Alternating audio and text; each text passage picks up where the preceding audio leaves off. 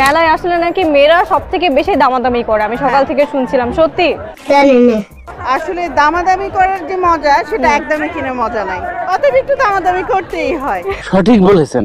আর মেলা যেহেতু একটু তো দামাদামি করতেই হবে। পুরুষের শখ কি?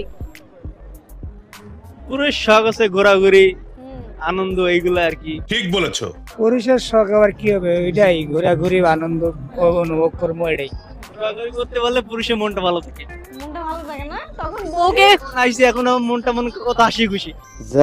এখন যদি বাসাতে থাকতাম এই হাসি খুশিটা তো থাকতো না, কারণ বাসায় বউ আছে না।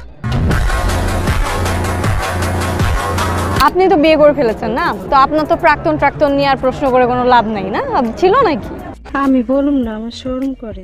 ছিল, না, এটা কোন জায়গা না, কইলে আবার ঝামেলা লাগে যাবে।